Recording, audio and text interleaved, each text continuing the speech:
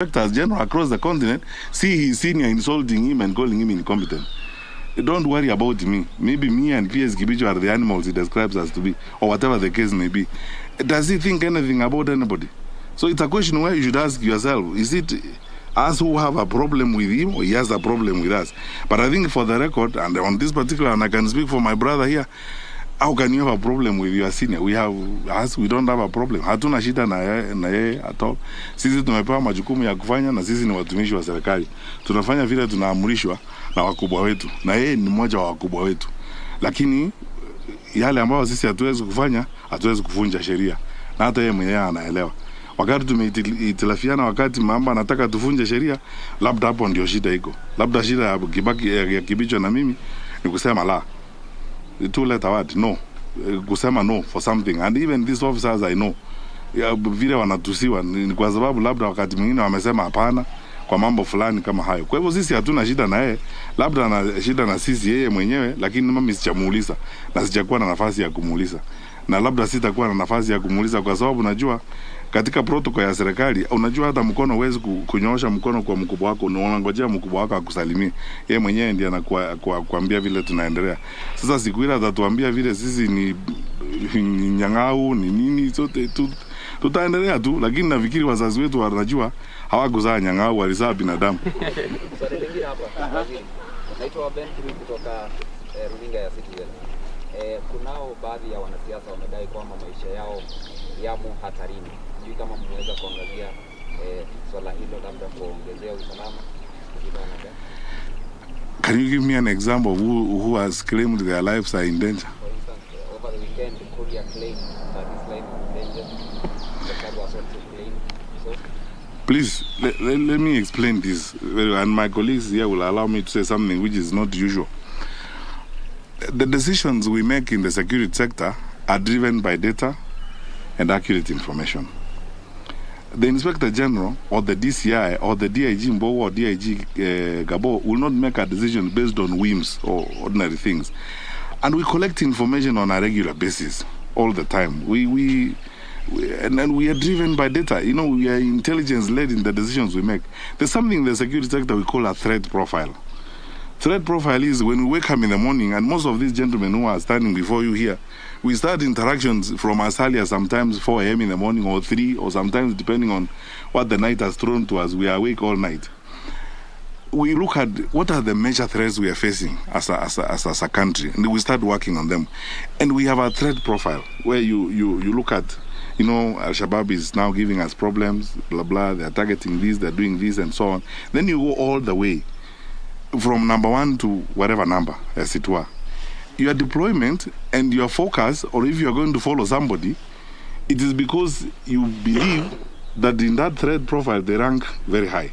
I've said this before when I was called to Parliament one time.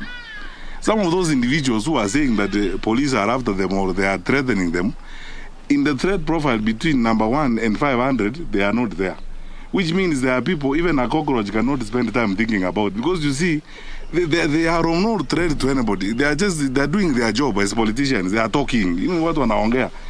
And then talking is not a threat, because you see, that is what they are paid to do. Because if you are a politician, your practice is in kuongea. Which means as you talk around, even a lizard passing around is not worried about you. So why should Mbowa deploy police officers after you? You are not a threat to anybody. In fact, if anything, you're only a threat to yourself. You're not a threat to anyone. So I don't understand who those people are who are claiming that their lives are in danger. But anyway, the truth of the matter, and many of them,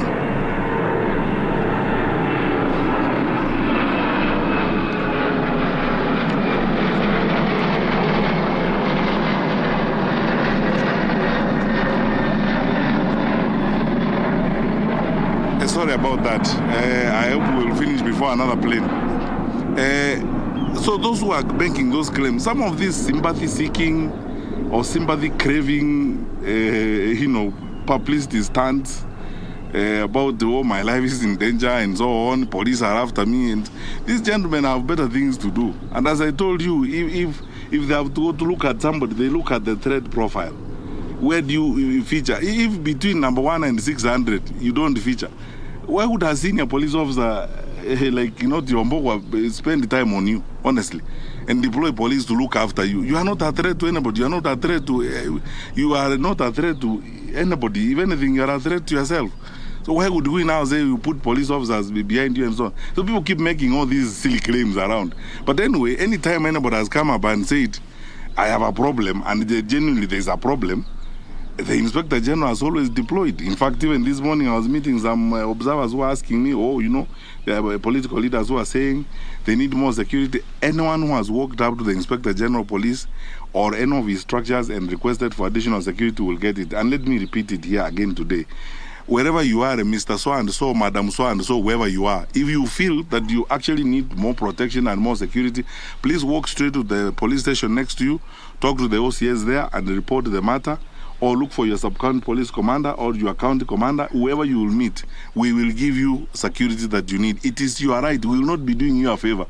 It is your right, and it's our duty to make sure that you are safe. But these other claims that people are making, as I told you, when you look at the threat profile and you discover the person who's claiming that, his life is in danger and we have deployed police vehicles to follow him around, you discover it's somebody who, as I've told you, even a cockroach will not bother to think about for a second time. Waziri, hapa naitwa Boni kutoka Hero TV. Ningependa kujua shughuli ya upelelezi ya wale majamaa walishikwa kule Eldoret, kama unasambaza vikaratasi vya uoga imefikia wapi? Alafu nyingine kusema kwamba serikali ifanye mambo kwa giza, lakini kwangu hivi ni kuna giza pale. Kuna wale majamaa wa Venezuela walishikwa, alafu ajeka akaongea na waandishi wa habari akasema kwamba shughuli imesuluhishwa na mambo yamekuwa sawa sawa. So sijui ili suluhisho vipi? Napenda kujua. Alafu la mwisho kuna DPP nyumba yake imevuja vya asubuhi, na inasemekana kwamba ni kwa sababu alikuwa ametoa alikuwa ameelekeza kwamba Junet na kina Joe wachunguzwa kwa ile video ya naibu wa rais. Sijui ni hali ya kuonea mavipi? Unajua sasa, now that is where we part ways, because security matters, you cannot subject them to propaganda, and gossip and all those kinds of things. First of all, as a rule of thumb, I tell you, my brothers and sisters, you know this for a fact. You also want a responsible Minister of Interior in your country. When investigations are going on, as a rule of thumb, and our DCI is here, we have agreed in the security sector. We don't run sideline commentaries when investigations are going on, because then we interfere with the work of the officers who are, doing the investigations. The matter of the leaflets, some investigations are going on. We've already taken some people to court, and we are continuing to look for more information so that we get to the very bottom of the matter. But the process of punishment has begun. We will present the information we have, and our officers will present the information they have, and then the courts will decide who is right and who is wrong. And I don't want to comment more about that. On the matter of the Venezuelans, these are two independent institutions.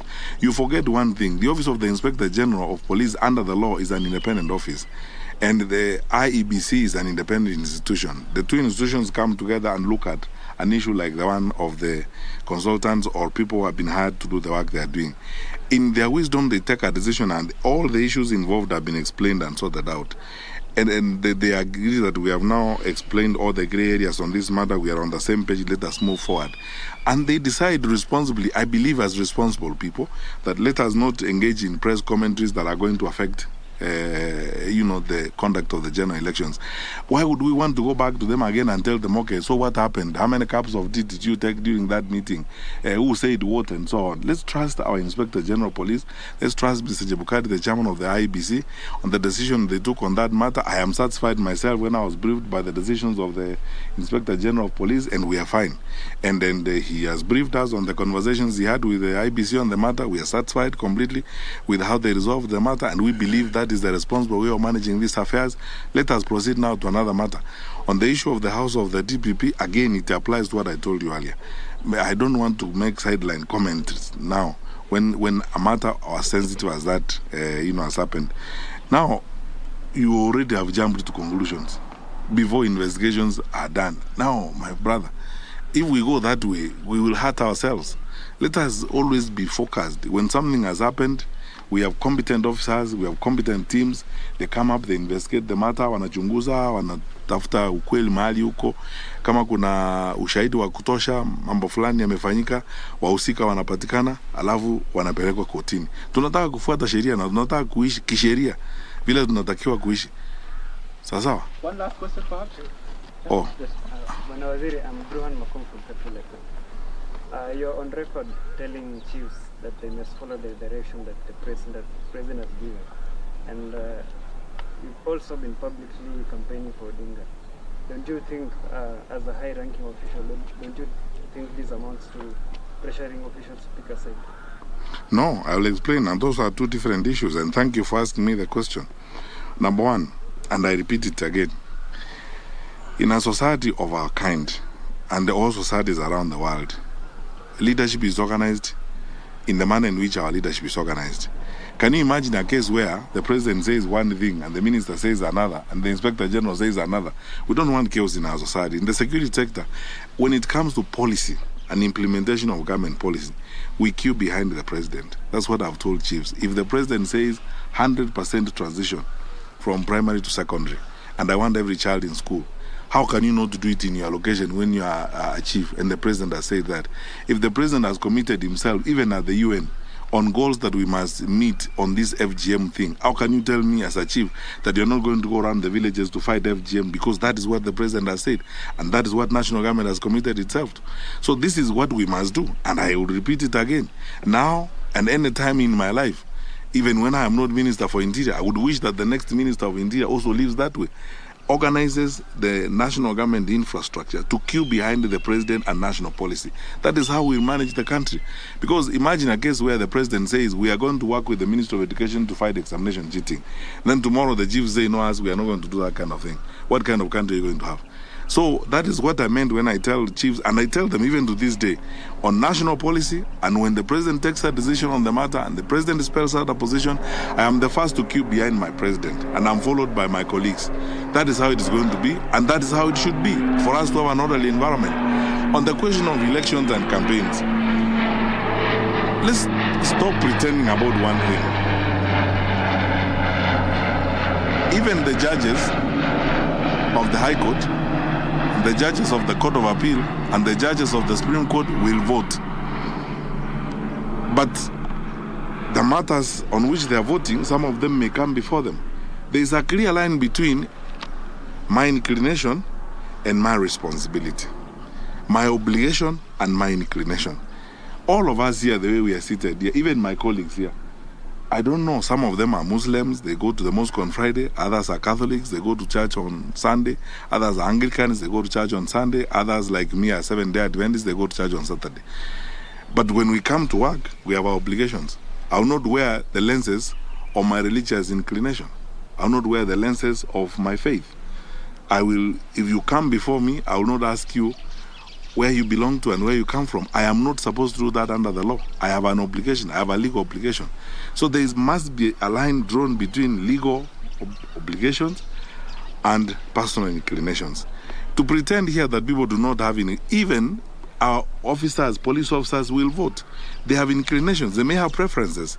But they know that when they wake up in the morning and they are wearing kofia, kiraoni, na wanabeba bunduki, they are going to work. They are going there to serve every Kenyan. And they will not ask every Kenyan, where did you vote? No. That's you are not allowed to do. So let us agree on this particular matter. There is a very clear line between obligations and inclinations.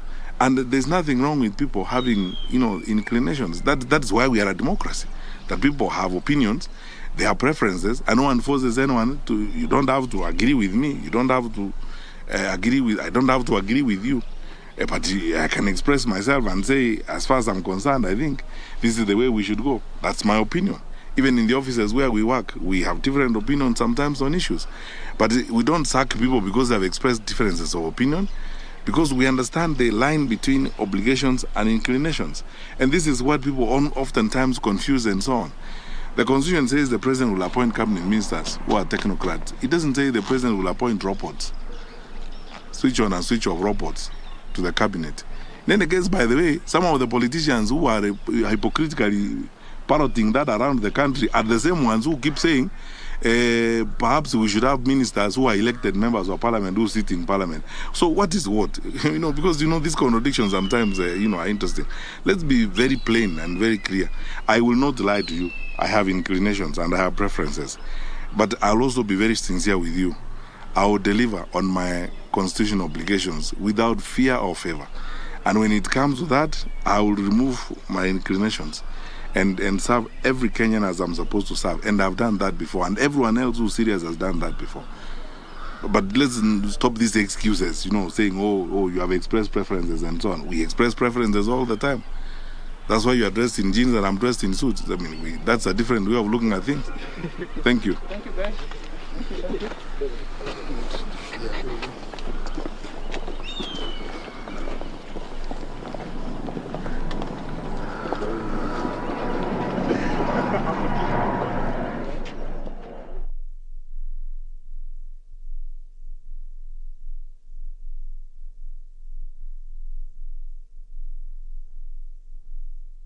Australia is in pole position for one of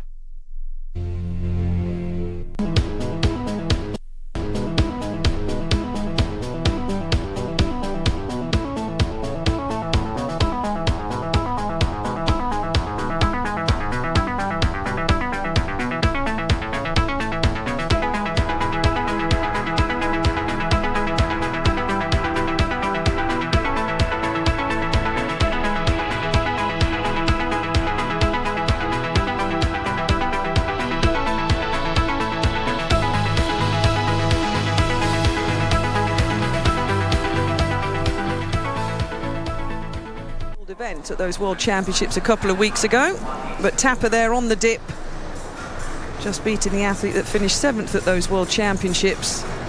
Smaller in stature, has to raise her hips just a little bit to get over the barriers, but compact, fast, a little clip.